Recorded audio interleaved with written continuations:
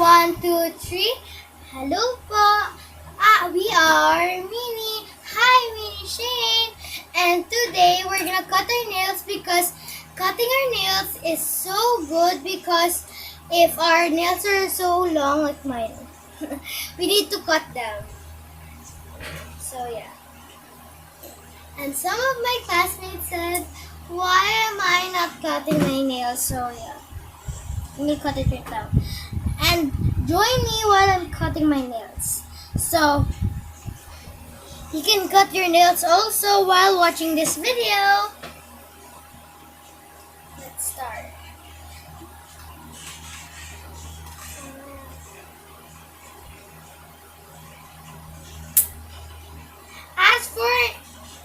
As for adult to cut your nail, but if you know how to cut your nail, you can cut your own nails.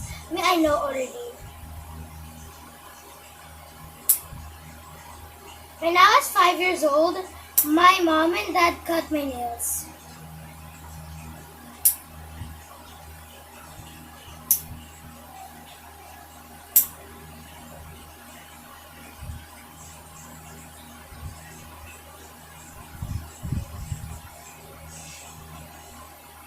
Done. Next. What are we doing the next ones?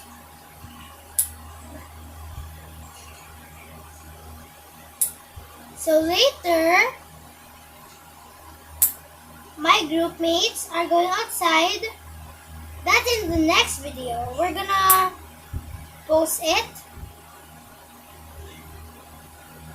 Okay. So we have songs now, but we are still working on it. Sorry guys. My grammar is ugly.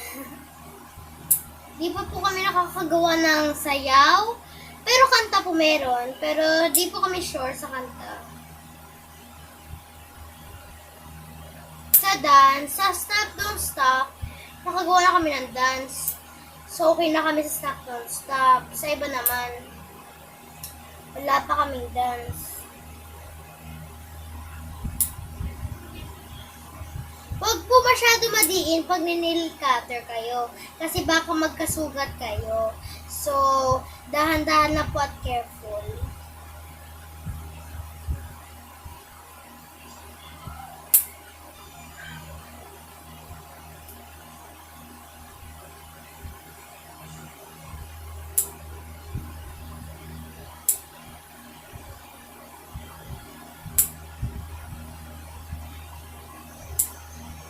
So, yung pangarap ko po maging artista, katulad ng Bini. Kaya, ito po, sana lang po, maging artista po kami.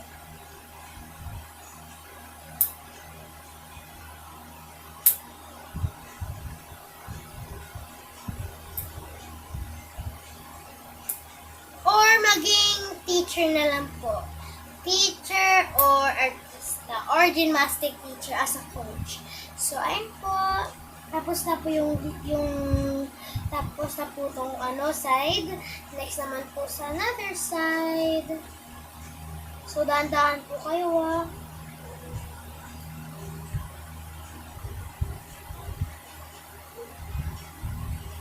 Pag hindi nyo po kaya mag-nail cutter, mag-ask na lang po kayo sa adult.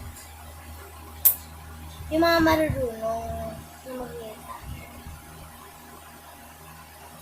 Baka i-try nyo to Hindi po kayo marunong. Wag po kasi baka masugatan kayo or something might happen.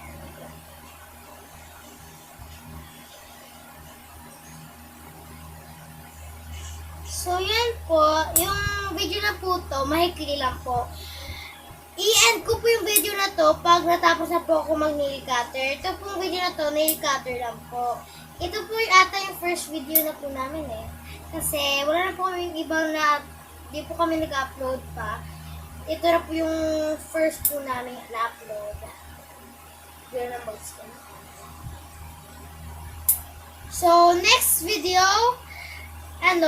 or sa mga next videos, ito-try na po natin buhok. We need to clean also our hair. Kasi baka magkakuto, di ba? Kaya hindi maligo palagi. Kasi baka magkakuto, di ba? At pag nagkakuto ka, lago.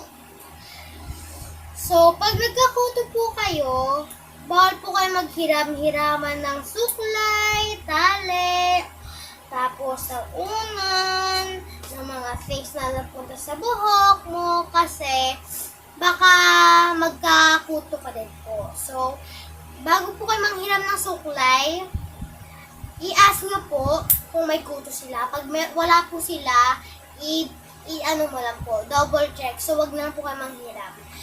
Kasi, baka di nila alam na meron pala sila kuto. Kasi sabi nila, wala akong kuto. Ayun. Tapos biglang naghawa-hawaan na. Ayun. So, change ko lang po position ko, nakakangalay. Ayan.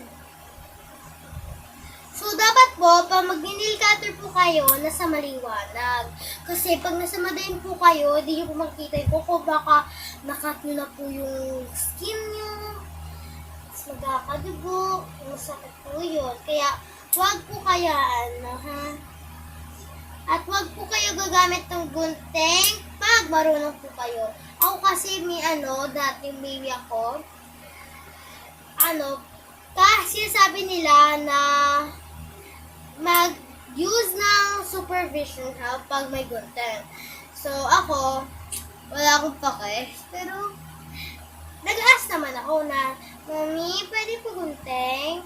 Kasi, one time po, fun fact, or totoo lang po to, nahiwa po ako sa paa ng kutsilyo. Kasi po, yung time na po yun, kasi kakain po ako ng,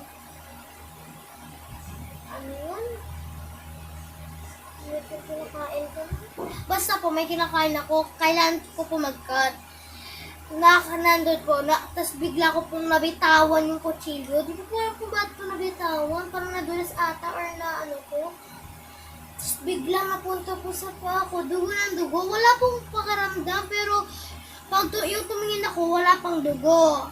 Kasi yung tumingin ako, 5 seconds, meron na palang madaming dugo. Tapos nandun sa CR, ko, sabi ko, Mami, may dugo pa ako, nahiwa ako ng kutsilyo. Iyak na iyak ako nun. Kaya, makinig po kayo, ha? Pag maghiwa po kayo ng kutsilyo,